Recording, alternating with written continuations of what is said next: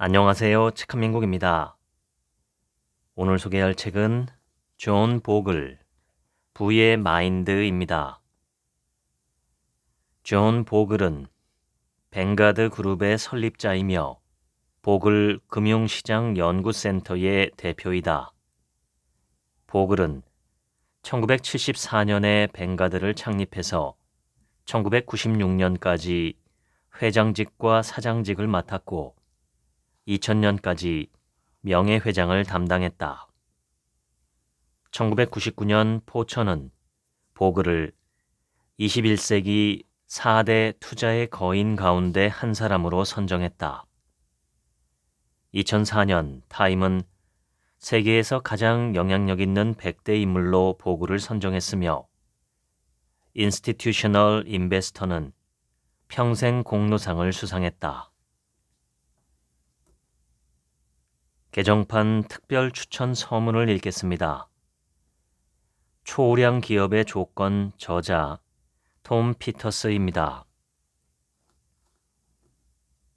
지금까지 나는 이 책을 4번 통독했고 반복해서 다시 읽은 부분이 57페이지에 이르며 친구와 동료들에게 선물한 책이 50권이고 말하기 쑥스럽지만 앙골라에서 아부다비와 중국을 거쳐 시카고까지 여행할 때도 신성한 물건처럼 갖고 다녔다. 존 보글의 글은 이해하기 쉽고 그의 추론은 간단하며 방대한 경험에 근거한다. 그는 금융 전문가이지만 금융, 사업, 인생을 논하면서 방정식을 단 하나도 사용하지 않았다. 장 제목만 훑어보아도 이 책의 특색을 맛볼 수 있다. 1장 비용만 높고 가치는 부족하다. 2장 투기는 넘치지만 투자는 부족하다. 3장 복잡성은 넘치지만 단순성은 부족하다. 4장 숫자만 따질 뿐 신뢰는 부족하다. 5장 사업 행위는 넘치지만 전문가의 품격은 부족하다.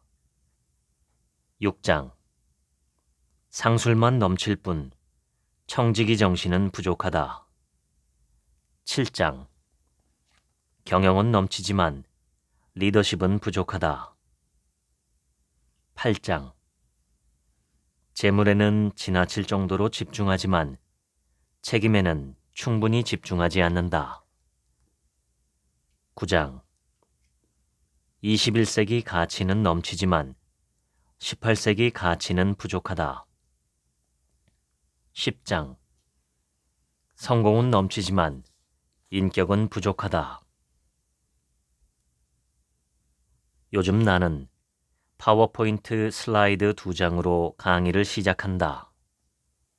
하나는 독보적인 호텔 경영자 콘네드 힐튼에게 경의를 표하는 슬라이드이다.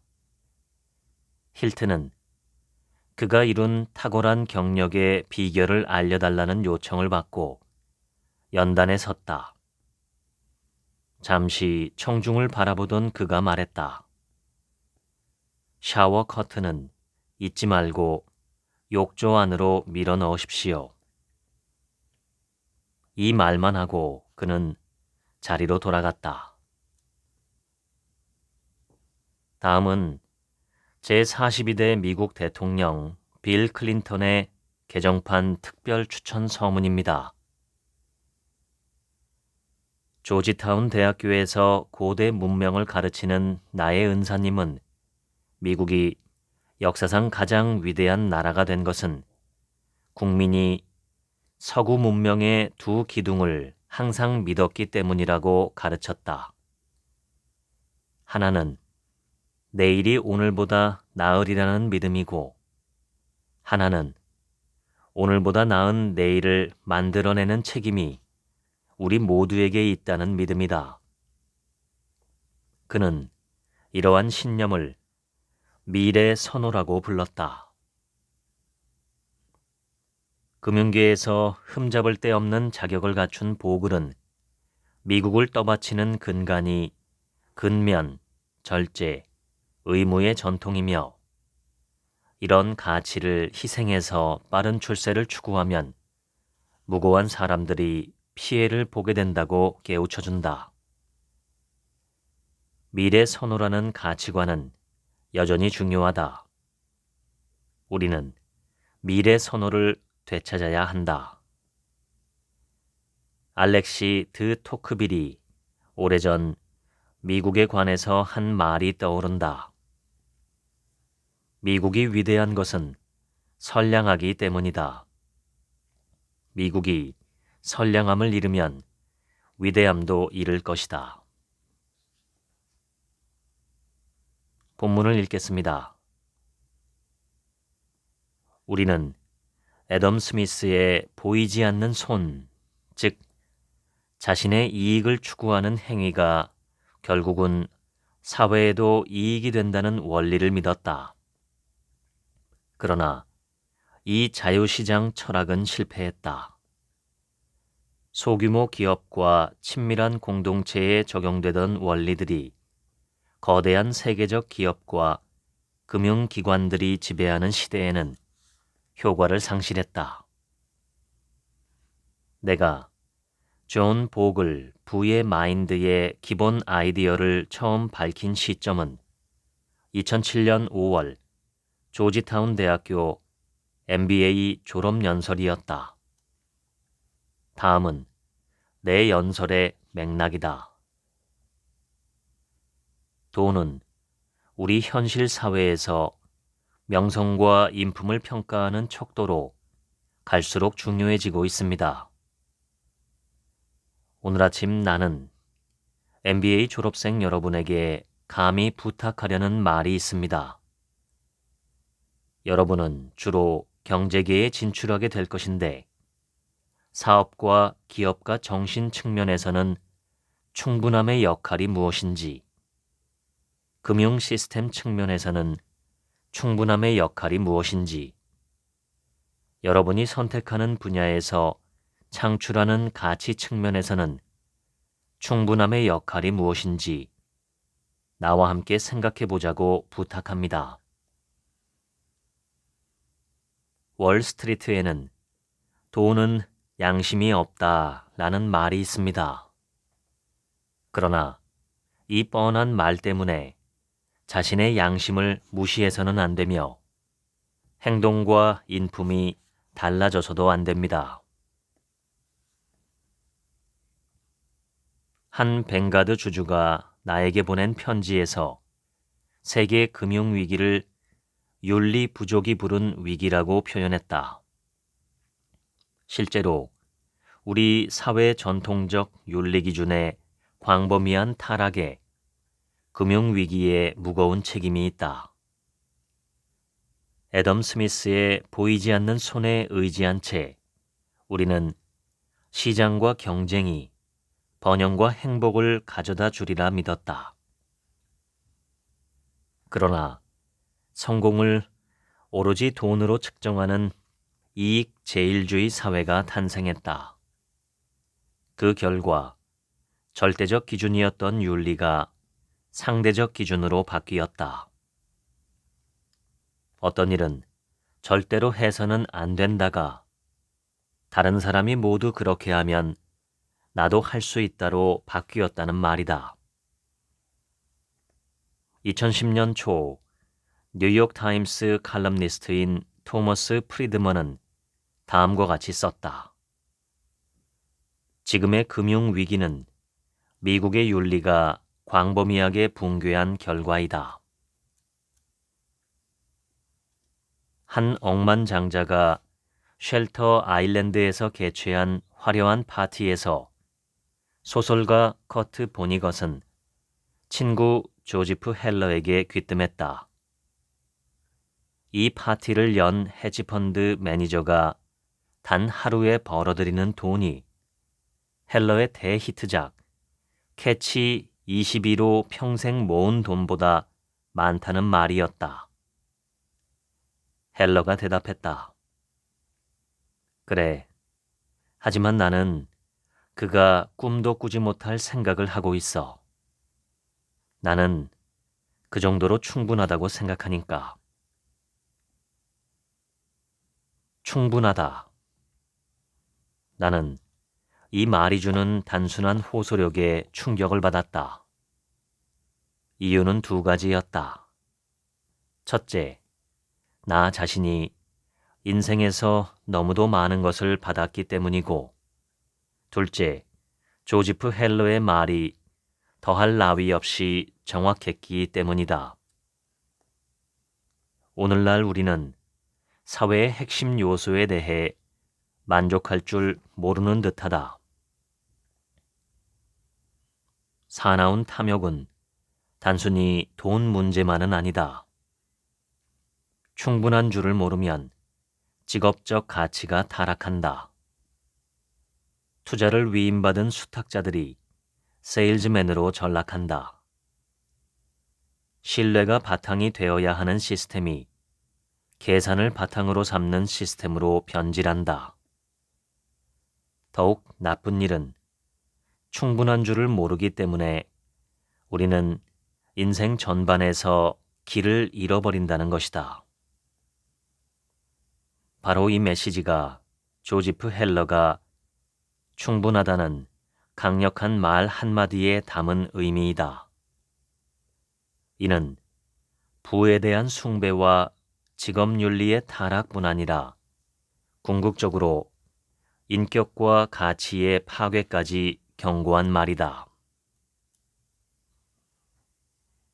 현행 금융 시스템에서 우리는 금융시장이 가져다주는 수익률에만 기대를 집중할 뿐 금융 시스템이 빼가는 터무니없는 비용, 엄청난 투기적 거래에서 발생하는 과도한 세금, 도를 넘어선 정부 지출에서 발생하는 인플레이션이 수익률을 엄청나게 망쳐놓는다는 사실을 무시하고 있다. 우리는 어리석은 단기 투기에 빠져 현명한 장기 투자를 멀리한다. 단순함이라는 진정한 다이아몬드를 무시하고 대신 복잡성이라는 모조 다이아몬드를 쫓는다.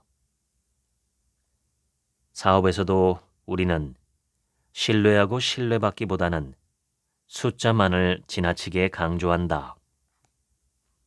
그래서는 절대 안 되는데도 우리는 직업에서 가치를 추구하는 대신 실적만을 추구한다. 우리는 물질에 지나치게 집중한 나머지 소중한 무형적 가치를 충분히 보지 못한다. 성공에 지나치게 집중한 나머지 인격을 충분히 보지 못한다. 그러나 인격이 없으면 성공은 아무 의미가 없다. 2500년 전 소크라테스도 거의 같은 메시지를 아테네 시민들에게 전달하며 촉구했다. 여러분을 사랑하고 존경합니다.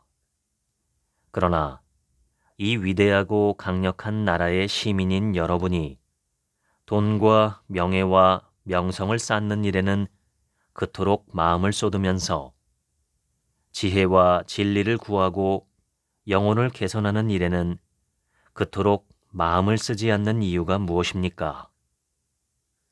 여러분은 부끄럽지도 않습니까? 저는 단지 여러분에게 자신과 재물을 생각하지 말고 먼저 영혼을 개선하는 일에 주로 마음을 쏟으라고 설득할 뿐입니다. 돈으로는 덕을 살 수 없지만 덕이 있으면 돈과 인간의 온갖 선행을 얻을 수 있습니다.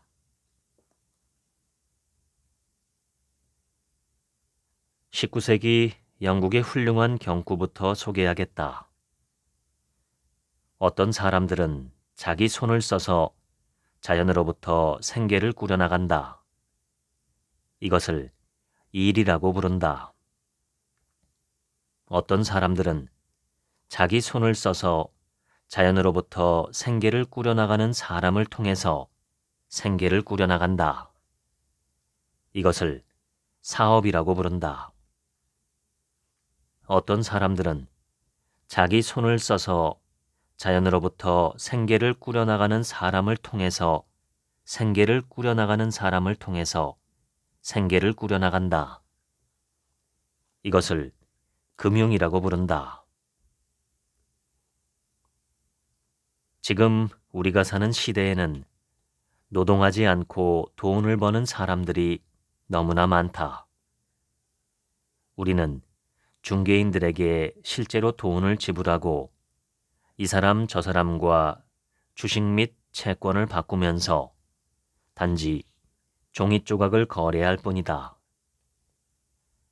이 과정에서 우리가 더욱 복잡한 파생 상품을 만들어내면서 비용이 더욱 증가했고 난해하고도 거대한 위험이 금융 시스템에 축적되었다.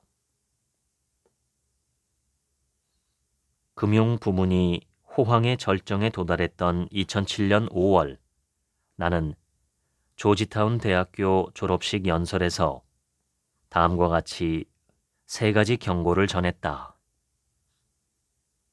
첫째, 여러분이 금융 분야로 진출하게 된다면 고객으로부터 가치를 빼가는 일이 없도록 두 눈 크게 뜨고 주의하십시오.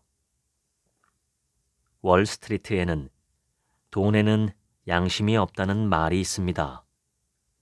그러나 이런 낡은 소리에 넘어가서 여러분의 양심을 속여서도 안 되고 여러분의 행동이나 인격이 변질되어서도 안 됩니다. 둘째, 투자를 시작한다면 금융업계에서 빼가는 비용을 최소화하는 방법으로 투자하십시오.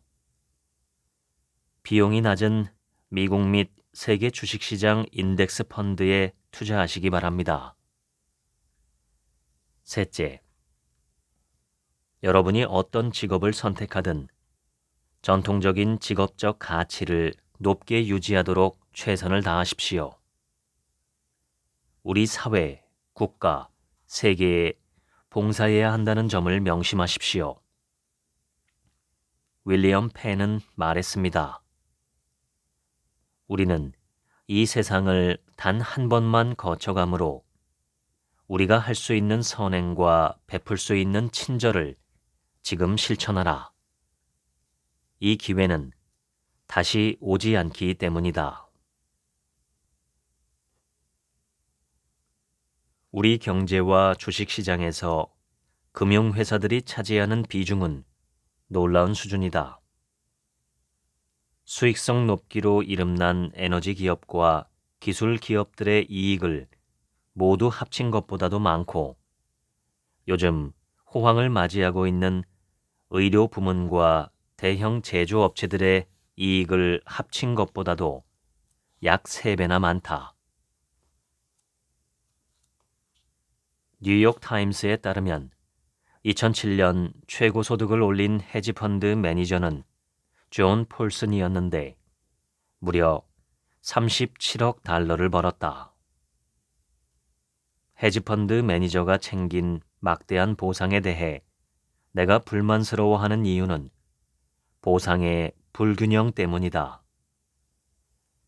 투기에서 이긴 쪽 펀드 매니저가 큰 보상을 받은 것은 좋지만 진 쪽도 아무런 불이익을 받지 않았다.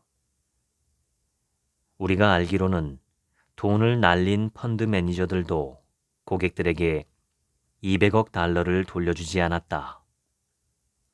따라서 고객들은 거덜났는데도 내부자들은 이익을 모았다. 오늘날 펀드 매니저들을 어떤 분야의 귀재라고 굳이 표현해야 한다면 이들은 투자자의 돈을 빼내는 분야의 귀재라고 할 수 있다. 2007년 뮤추얼 펀드 시스템에서 발생한 직접 비용은 모두 1천억 달러가 넘었다. 여기 더해서 펀드는 증권 회사에 거래 수수료를 수백억 달러 지불하고 있으며 변호사와 기타 관련 회사들에도 간접적으로 비용을 지불하고 있다. 금융 시스템이 가치를 창출하지 못하는 것은 분명히 아니다. 문제는 가치를 얻는 데 들어가는 비용이 그 가치보다 훨씬 크다는 점이다. 적어도 내가 보기에 답은 아주 명백하다. 금융산업은 우리 경제에서 가장 큰 부문일 뿐만 아니라 고객들이 스스로 지불한 비용 수준과 비슷한 보상조차 받지 못하는 유일한 산업이다. 우리 금융 경제는 말 그대로 우리의 생산적 기업들이 창출한 가치를 빼간다. 금융은 본질적으로 자연과 상업과 교역으로부터 생계를 꾸려나가는 사람들을 통해서 생계를 유지한다. 따라서 금융 부문이 오늘날보다 훨씬 더 공익과 투자자의 이익에 부합하도록 훨씬 더 효과적으로 기능할 것을 반드시 요구해야 한다. 투자란 기업에 대한 소유권을 장기간 보유하는 일이다. 투기는 이와 정반대이다. 투기는 기업이 아니라 종이 쪼가리에 불과한 금융 상품의 본질 가치가 아니라 가격이 상승하기를 기대하면서 금융 상품을 장기 보유하는 것이 아니라 단지 거래하는 행위이다. 케인스는 투자를 자산에서 전체 기간에 발생하는 수익을 예측하는 행위라고 정의했다. 그리고 투기는 시장을 예측하는 행위라고 정의했다. 70여 년 전 그는 우리에게 경고했다. 투기의 소용돌이에 휩싸여 사업이 거품이 되어버리고 나라의 자본 형성이 카지노 노름의 부산물이 되어버리면 자본주의는 제대로 기능하기가 어렵다. 펀드 매니저들과 다른 시장 참여자들이 벌이는 이런 투기가 과연 투자자들에게 건전한 것인가? 우리 금융시장이나 우리 사회에는 도움이 되는가? 물론 아니다. 장기적으로 주식에서 발생하는 수익은 모두 투기가 아니라 투자에서 나온다. 즉, 우리 기업에 투자된 자본의 생산력에서 나온다. 장기적으로 주식의 수익률은 기업이 벌어들이는 실제 이익에 거의 전적으로 좌우된다. 기업이 활동하는 실제 시장에서는 실제 기업들이 실제 돈을 지출하면서 실제 사람들을 고용하고 실제 자본 장비를 구입하여 실제 제품을 생산하고 실제 서비스를 제공한다. 반면 기대 시장에서는 실제 사업이 아니라 투자자들의 기대에 따라 가격이 설정된다. 그런데 이러한 기대는 숫자에 의해 형성되며 이 숫자는 경영진의 이해관계와 밀접하게 연결되므로 여러 가지 방법으로 너무도 쉽게 관리되고 조작되며 정의된다. 복권에서든 라스베이거스에서든 경마장에서든 월스트리트에서든 도박은 하면 할수록 승산이 줄어든다는 사실을 이해한다면 당신이 투기를 할지 투자를 할지 결정하는 일은 고민거리도 되지 않는다. 투자가 투기보다 낫다는 사실은 초등학교 산수만큼이나 분명한데도 우리는 지금 역사상 투기가 가장 심한 시대에 살고 있다. 1951년 내가 처음으로 금융산업에 진출했을 때 주식의 회전율은 연 25% 수준이었다. 1998년에는 100%를 넘어섰고 2000년대 후반에는 143%를 기록하게 되었다. 그러다가 2008년에는 회전율이 215%로 치솟았고 상장 지수 펀드에서 발생한 엄청난 투기까지 포함하면 284%까지 올라갔다. 경쟁이 치열한 현실 세계에서 기업의 가치를 쌓아 올리는 일은 오랜 기간이 걸리는 힘들고 까다로운 작업이다. 그런데도 주가가 기업의 가치에서 벗어나서 거품을 형성하기 시작하면 너무도 많은 시장 참여자들이 기업의 가치가 주가 수준으로 곧 상승한다고 기대하는 듯하다. 투기 심리는 바로 이런 방식으로 투자자들의 마음속에 스며든다. 그래서 이들은 일어날 수 없는 일도 믿으려 한다. 투기는 지는 게임일 뿐만 아니라 그 결과를 도저히 예측할 수 없는 게임이다. 확률의 법칙은 우리 금융시장에 적용되지 않는다. 투기가 주도하는 시장에서는 어떤 사건이 과거에 일어난 적이 없다는 이유만으로 미래에도 일어나지 않는다고 기대할 수가 없기 때문이다. 바꿔 말하면 인류가 지금까지 본 백조가 모두 희다고 해서 검은 백조가 존재하지 않는다고 말할 수는 없다. 위대한 미국 경제학자 하이먼 민스키는 그의 경력 대부분을 금융 불안정 가설, 즉 안정이 불안정으로 이어진다는 개념에 헌신했다. 그는 다음과 같이 매우 심오하게 요약했다. 금융시장은 이익을 추구하는 기업 리더와 개인 투자자들뿐만 아니라 금융회사들의 이익 추구 활동에 대해서도 반응한다. 은행업과 금융업만큼 발전과 변화와 슈페터적 기업가 정신이 두드러진 분야도 없고 이익 추구가 이렇게 큰 변화를 유발하는 분야도 없다. 오래전 존 메이너드 케인스가 했던 우려를 다시 인용하며 다음과 같이 표현하지 않을 수 없다.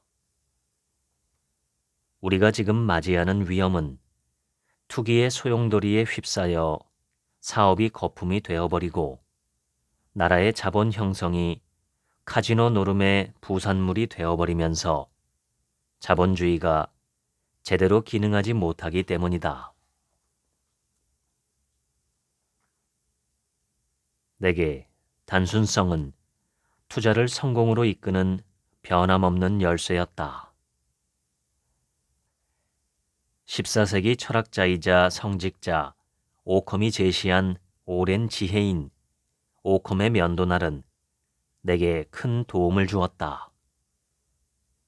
한 문제에 대해 해결책이 여럿 있을 때는 가장 단순한 해결책을 선택하라. 그러나 금융기관은 오컴의 면도날과 정반대로 운영된다. 이들은 단순하고 저렴하기보다는 복잡하고 비용이 높아야 커다란 이득을 얻는다. 파생상품이란 다른 금융상품에 의해 가치가 결정되는 상품을 말한다. 모든 파생상품의 액면 가치를 합계하면 그 규모는 상상을 초월한다. 약 600조 달러인데 이는 세계 전체의 GDP인 66조 달러의 거의 10배나 된다. 복잡한 혁신 상품을 만들어 판매하면 막대한 돈을 벌 수 있으므로 이 유혹은 전염병처럼 퍼지게 된다. 부채 담보부 증권과 지금은 수백 가지로 불어난 유사 혁신 상품들이 홍수처럼 쏟아지는 혁신적인 주식 및 채권 뮤추얼 펀드에 널리 퍼지게 되었다. 최근 무척이나 복잡하게 만들어진 혁신적 펀드들은 주로 판매자들의 이익에 초점을 맞춰 설계되었으므로 다가오는 10년 동안 주식 및 채권 펀드의 수익률은 역사적 평균보다도 크게 떨어질 것이다. 피델리티의 거물 피터 린치조차 1990년 마젤란 펀드 운용에서 물러나며 이렇게 단언했다. 대부분 투자자에게는 인덱스 펀드가 더 유리합니다. 그의 말이 옳았다. 투자자들에게는 안타까운 일이지만 금융 부문은 투자자들이 단기적 관점으로 매매를 많이 해야 돈벌이가 된다. 벤저민 그레이엄은 일찌감치 1976년 다음과 같이 지적했다. 주식시장은 투자자들이 다른 사람의 산더미 같은 세탁물을 대신 빨아주는 거대한 세탁소와도 같다. 요즘은 거래량이 하루에 3천만 주나 된다. 그는 오늘날의 투기 규모를 상상도 못했다. 지금은 하루 거래량이 30억 주를 넘어간다. 월스트리트에서 상습적으로 고객들에게 던지는 다음의 조언 덕분이라 하겠다. 가만히 있지 말고 매매를 하세요. 그러나 모든 투자자가 반드시 따라야 할 전략은 정반대이다. 매매하지 말고 가만히 있으세요. 나는 복잡한 것에 반대하는 사람이다. 나는 혼란을 불러오는 복잡성에 반대한다.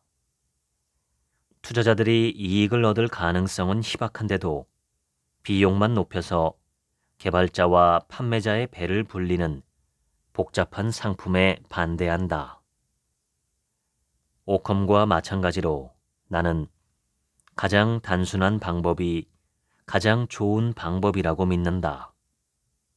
이것이 장기적으로 성공 투자에 이르는 가장 빠른 길이다. 나는 인덱스 펀드 근본주의자이다. 알베르트 아인슈타인은 맞먹을 상대가 없는 이론 물리학자이다. 그러나 그는 수학적 재능이 신통치 않았다.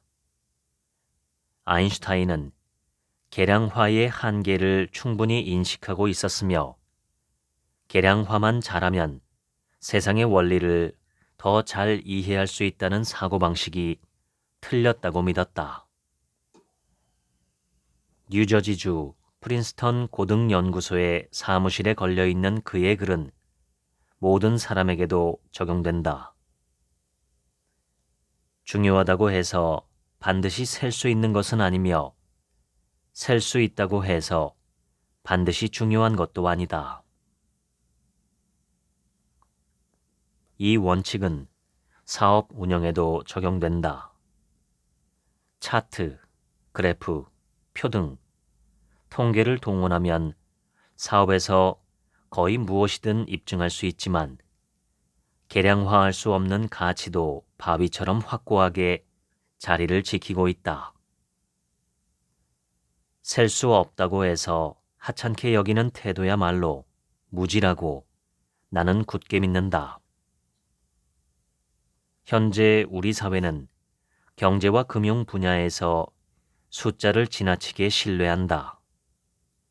그러나 숫자는 현실이 아니다. 기껏해야 현실을 흐릿하게 반영한 데 불과하다. 최악의 경우에는 우리가 측정하려는 진실을 철저히 왜곡하기도 한다. 숫자에 맞춰 실적을 달성하지 못하면 숫자를 바꿔버린다. 우리가 대강 창의적 회계라고 부르는 것들이 사실은 분식 회계와 한 걸음 떨어져 있을 뿐이다. 정부가 사실상 장부를 조작하여 경제에 대한 평가를 왜곡하고 금융기관들이 과거 실적을 맹신하며 기업들이 의도적으로 이기적인 낙관주의를 내세운다면 그 파장은 불행한 숫자상의 왜곡을 크게 넘어선다.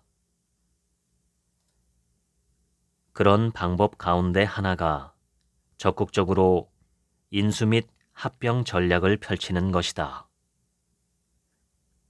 이런 전략을 추구하는 기업에 대해서 2002년 뉴욕타임스 특집 기사에서는 이렇게 표현했다.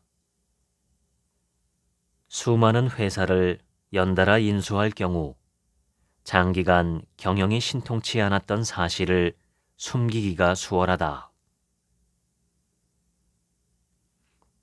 숫자가 중요하지 않다는 뜻이 아니다. 재무 목표를 세우고 성과를 관리하려면 측정의 기준을 정하는 일이 필수적이다. 우리는 최고의 성장이 회사의 이익보다 고객의 이익을 앞세울 때 이루어진다고 확신하며 전략을 수립했다. 어떤 회사도 숫자를 전적으로 무시할 수가 없다. 그러나 나는 신뢰를 중시하는 회사와 계산을 중시하는 회사 사이에서 전자에 극단적으로 치우치는 경영 스타일을 고집했다. 신뢰에 대한 나의 확신은 황금률에서 온 것이다. 성경에 따르면 우리는 이웃을 사랑해야 하고 남의 인격을 심판해서는 안 되며 남에게 대접을 받고자 하는 대로 남을 대접해야 하고 남에게 받기를 원치 않는 것은 남에게 베풀지 말아야 한다. 그러면 숫자가 신뢰를 압도하는 이 현실에 어떻게 대응해야 하는가? 영국의 사회 비평가이자 불만의 합계의 저자 데이비드 보일에게서 답을 얻고자 한다. 우리는 인생이 숫자와 계산에 완벽하게 압도당하는 시대에 살고 있으며 갈수록 목표에 의해 통제받고 있다. 무서운 일은 컴퓨터가 거의 모든 것을 계산하고 측정할 수 있다는 이유로 우리 역시 계산하고 측정해야 한다는 점이다. 한때 우리는 자신의 판단, 상식, 직관만으로도 자신이 아픈지를 알 수 있었다. 그러나 지금은 먼저 측정하지 않고서는 아무것도 할 수 없을 정도로 심각한 상황이 되었다.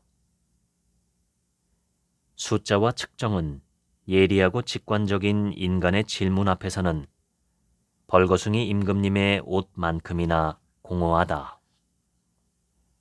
정말로 중요한 것을 측정하려고 더 가까이 다가갈수록 그것은 우리 손에서 더 많이 빠져나간다. 나에 대해서 오해하지 말기 바란다. 나는 계산을 존중하는 사람이다. 사업은 경쟁이 치열하고 관리하기 힘들다는 사실을 나만큼 실감하는 사람도 없을 것이다. 그래서 대부분 기업은 토머스 홉스의 유명한 표현을 빌리면 고독하고 빈곤하며 더럽고 잔인한 데다가 짧은 생애를 마감한다. 그러나 신뢰가 없으면 계산은 기껏해야 공허한 행동이며 최악의 경우에는 위험한 수단이 된다. 거의 40년 전인 1972년 나는 웰링턴 매니지먼트 직원들에게 보내는 신년사에서 데니얼 얀켈로비치의 말을 인용하며 끝맺었다. 1단계는 측정하기 쉬운 것을 측정하는 방법입니다. 측정이 가능하다면 이 방법은 문제없습니다. 2단계는 측정이 불가능한 것에 임의적인 숫자를 부여하거나 무시하는 방법입니다. 이것은 인위적인 방법이며 사람들을 속이는 행위입니다. 3단계는 실제로 측정이 불가능한 것을 그다지 중요하지 않다고 가정하는 방법입니다. 이것은 무분별한 행동입니다. 4단계는 측정이 불가능한 것이 실제로 존재하지 않는다고 말하는 방법입니다. 이것은 자살 행위입니다. 나는 이 말이 현재에도 옳은 말이며 어느 때보다도 타당하다고 확신한다. 기업들은 셀 수 있는 것이라고 해서 모두 중요하지는 않다는 사실을 깨달아야 한다. 그런데도 현재 우리는 계산에만 지나치게 의지할 뿐 신뢰는 경시하고 있다.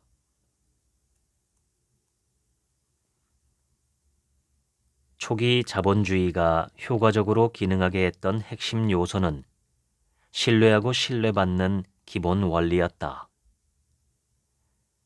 그러나 새로 등장한 대리인들은 대리인다운 모습을 보이지 않고 있다. 금융회사, 연금기금 매니저, 펀드 매니저들은 자신이 섬겨야 하는 투자자 가족과 연금 수혜자보다도 자신의 금전적 이익을 앞세운다. 투자자들이 기업의 본질 가치 대신 주가에만 집중하게 되면 기업의 지배구조가 가장 먼저 피해를 본다. 예를 들어 1년 뒤에는 이 주식을 보유하지 않을 텐데 누가 대리 투표에 신경이나 쓰겠는가? 이러한 이중적 타격의 최종 결과는 200여 년 전 애덤 스미스가 잘 설명한 바 있다. 남의 돈을 관리하는 사람들 중에 남의 돈을 자기 돈처럼 세심한 주의를 기울여 관리하는 경우가 드물다. 이들은 아주 손쉽게 결정을 내린다. 태만과 낭비가 항상 판치는 법이다. 어떤 일은 절대로 해서는 안 된다. 하지만 오늘날에는 상대적 기준을 주로 사용한다. 다른 사람이 모두 그렇게 하면 나도 할 수 있다. 우리 사회는 윤리적 절대주의를 윤리적 상대주의로 대체하여 윤리 기준이 타락하도록 허용할 수도 없고 허용해서도 안 된다. 라자드 프렐의 임원이었던 널리 존경받는 펠릭스 로하튼이 몇 년 전 월스트리트 저널에 기고한 글에 이런 관점이 탁월하게 드러난다. 나는 미국인이자 자본가로서 시장 자본주의가 인류가 발명한 최상의 경제 시스템이라고 믿는다. 그러나 시장 자본주의는 공정해야 하고 규제를 받아야 하며 윤리적이어야 한다. 금융 자본주의와 현대 기술이 노골적인 탐욕의 수단으로 전락하면 지난 몇 년과 같은 극단적인 모습이 나타날 수 있다. 자본가만이 자본주의를 무너뜨릴 수 있다. 우리 자본주의 시스템은 최근과 같은 형태의 남용을 더는 감당할 수 없으며 오늘날과 같은 금융 및 사회 양극화도 더는 감당할 수 없다.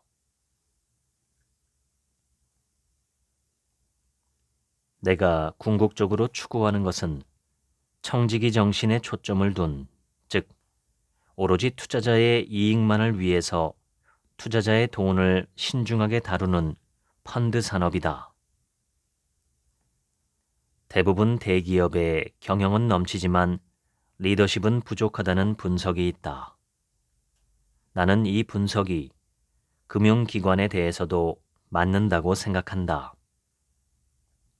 경영 분야의 권위자 워런 베니스의 말을 들어보자. 경영과 리더십 사이에는 커다란 차이가 있으며 둘 다 중요하다. 경영은 행위를 일으키고 일을 성취하며 행위에 대해서 책임을 진다.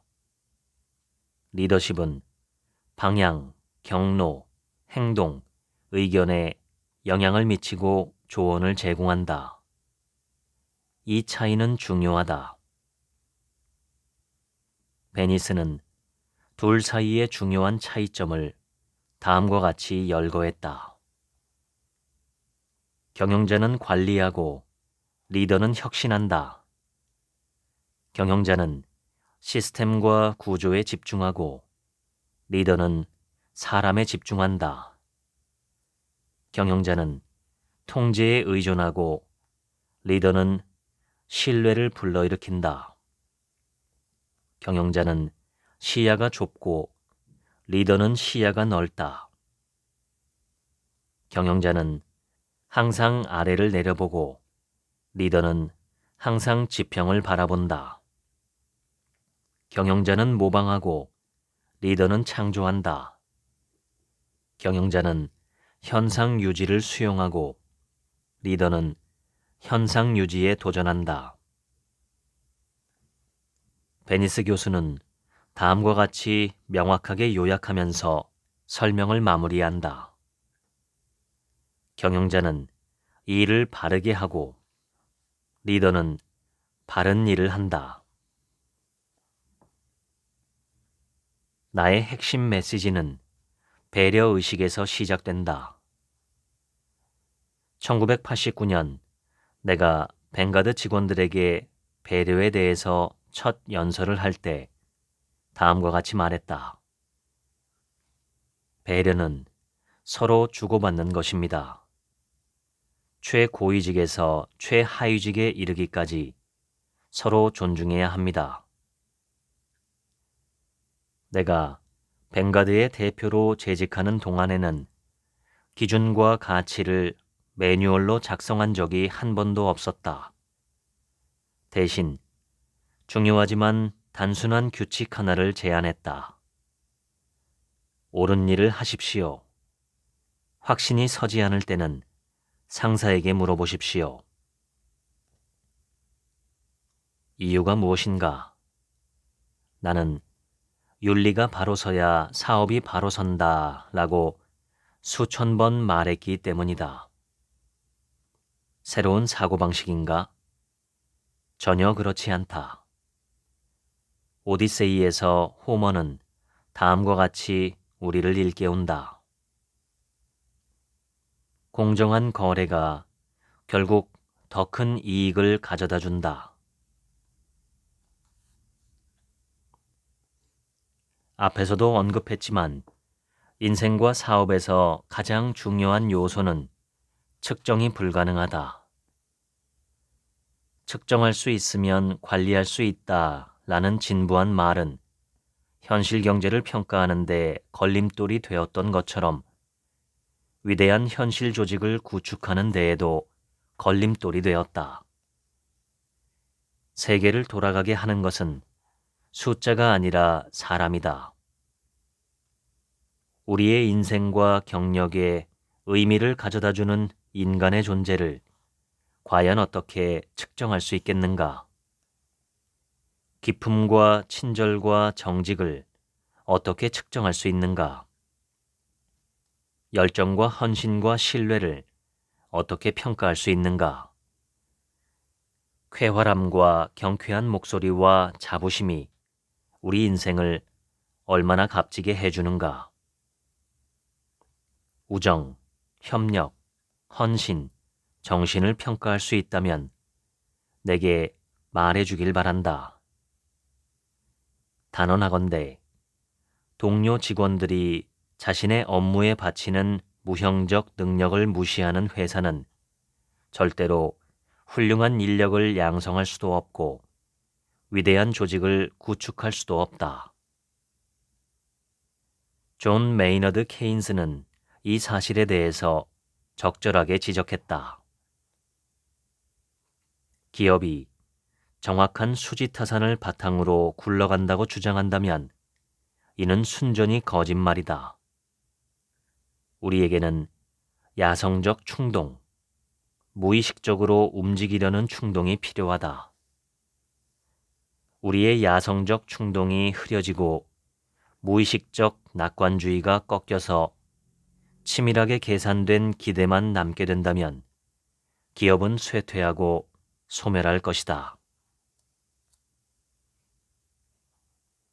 1988년 나는 크루 멤버들에게 이렇게 말했다.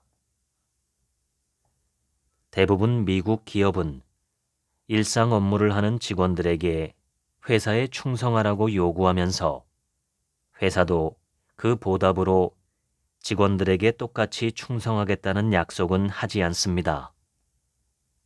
놀랍게도 기업들은 이것이 잘못된 요구임을 깨닫지 못하고 있습니다. 훌륭한 인력을 양성하고 이끌어가는 리더와 경영자들의 공통적인 태도를 한마디로 표현한다면 그것은 계속 전진하라가 될 것이다.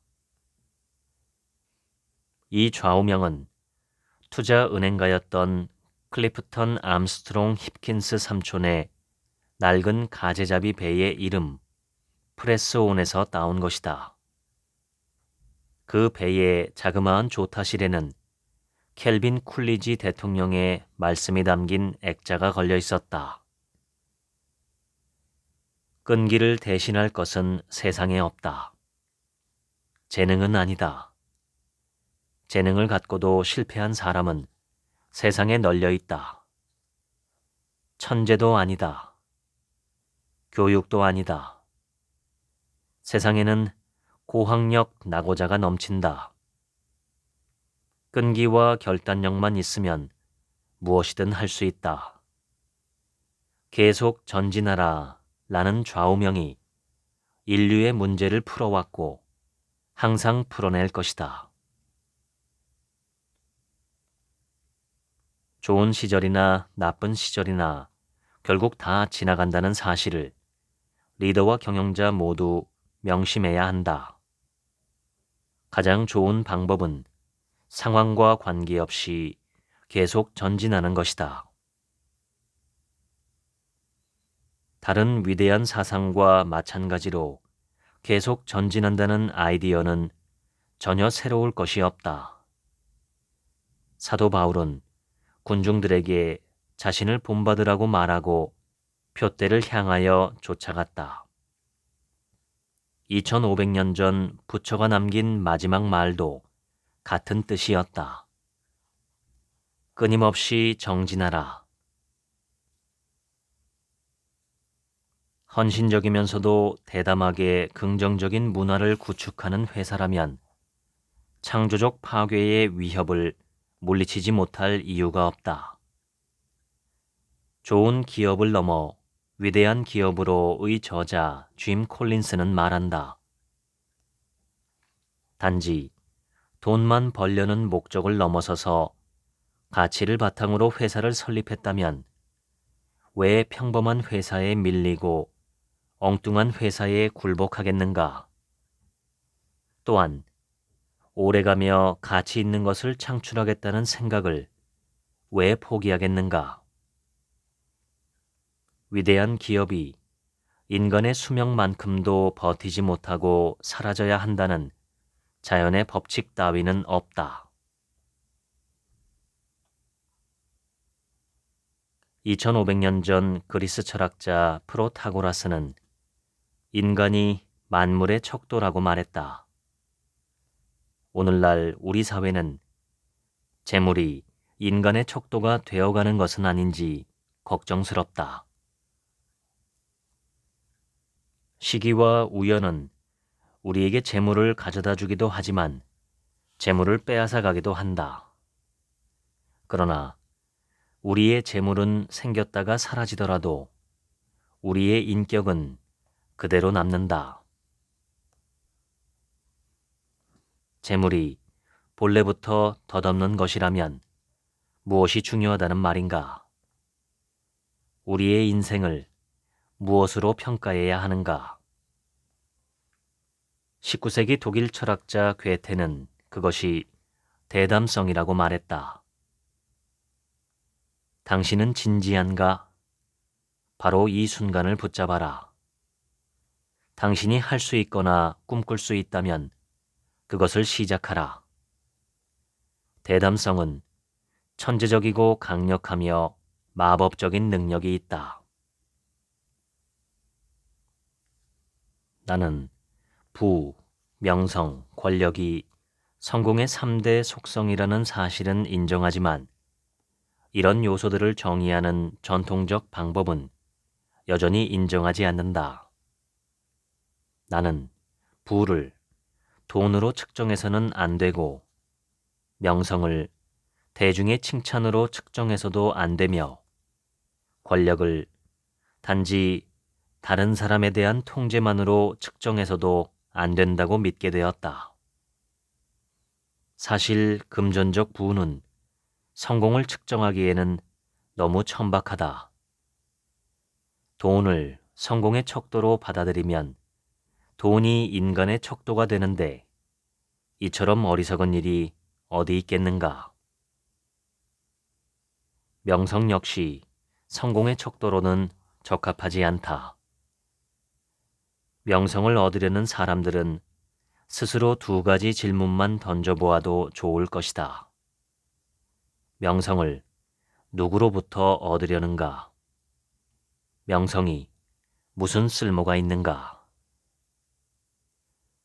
빠르게 움직이는 현대 세계에서 앤디 워홀이 장담했듯이 명성의 불꽃은 15분을 넘기는 경우가 드물다. 우리는 가치 있는 목적에 권력을 행사해야 한다. 지성을 위해서, 도덕적 행위를 위해서, 동료들의 기술과 사기를 높이기 위해서, 회사에 헌신하는 높고 낮은 직원들을 존중하기 위해서, 동료를 돕기 위해서 행사해야 한다.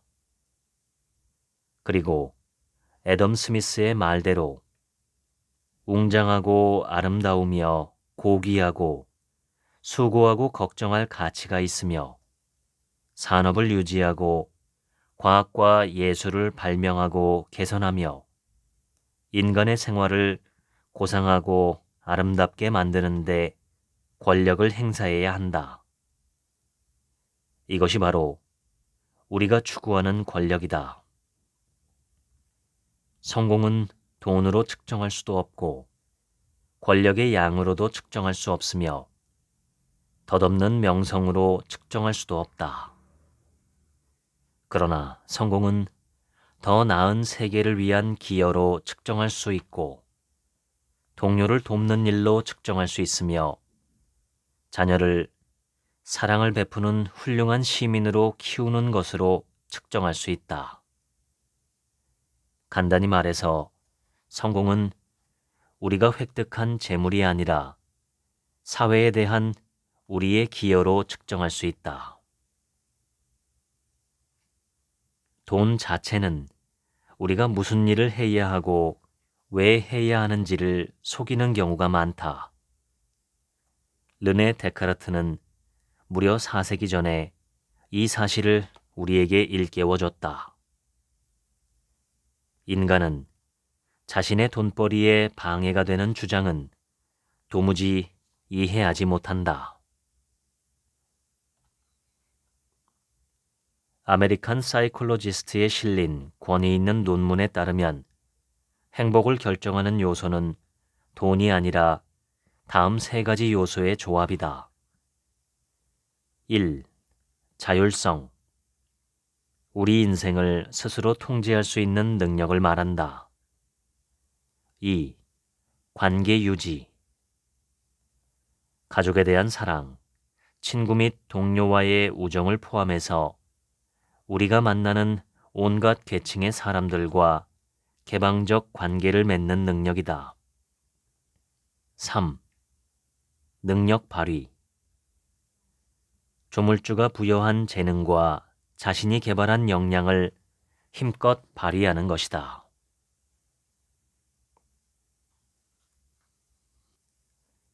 포브스의 400대 부자 명단에 오른 인물 가운데 87명이 금융 부문에서 돈을 번 사람들이다. 자산운용사 설립자와 그 후계자들은 정말로 엄청난 재산을 모았다. 400대 부자 명단의 최하 순위 금융계 인사의 재산은 13억 달러로 추산되며 최고 순위 금융계 인사의 재산은 약 150억 달러로 추산된다.